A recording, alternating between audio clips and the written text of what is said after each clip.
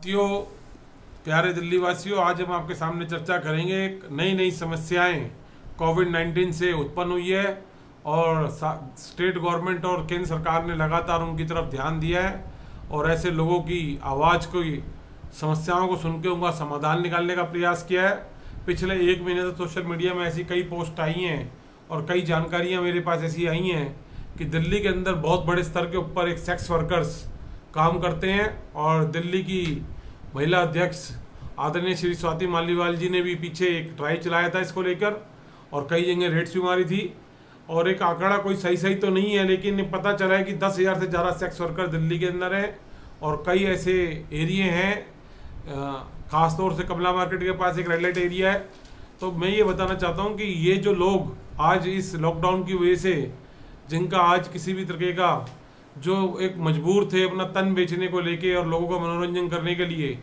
आज उनकी तरफ सरकार देखे और उनकी मदद करने का प्रयास करे। आज उनके पास सिवाय आंसुओं के और निराशा के और सरकार से उम्मीद के अलावा उनके पास कुछ नहीं है। आपने देखा होगा बहुत सारे ट्रांसजेंडर्स दिल्ली के अंदर भीख मांगने का कार्य करते थे। रेड लाइट पर, लाल बत्ती पर रुकते ये लोग आते थे और विशेष दिया करते थे। और ऐसे लोग जब कोई दुकान का मुहूर्त होता था, शादी ब्याह होता था, कोई और ओकेजन होता था, तो वहाँ जाके ये कुछ भी अपना गाना बजाना करके उसको विश देके और उससे कुछ पैसे प्राप्त किया करते थे,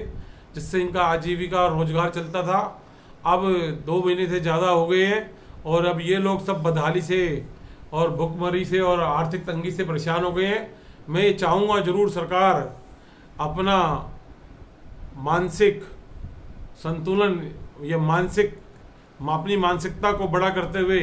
इन लोगों की आवाज़ को सुने और समझे और जो संभव प्रयास हो सके संबंधित अधिकारियों को निर्देश दें। एक तो इनका दिल्ली में सबका रजिस्ट्रेशन किया जाए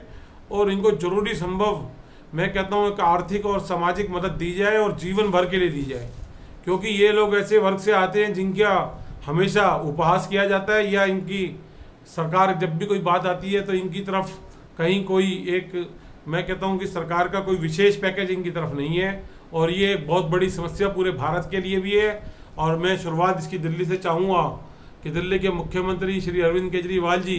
इस ओर ध्यान दें और साथ ही संबंधित जिस भी केंद्रीय मंत्री के अंतर ये मंत्रालय आता है वो भी इस तरफ ध्यान दें और इन लोगों की जो उम्मीद और आशा आज सरकारों से है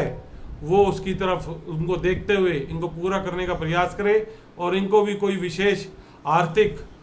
पैकेज दे और इनको फूड भी सप्लाई किया जाए इनके रजिस्ट्रेशन द्वारा करके, और परमानेंट इनको कुछ एक फिक्स इनकम, जैसे आज हमारे देश के अंदर कई तरह की पेंशन दी जाती हैं, उसमें इनको रजिस्टर्ड किया जाए और इन ट्रांसजेंडर को पेंशन दी जाए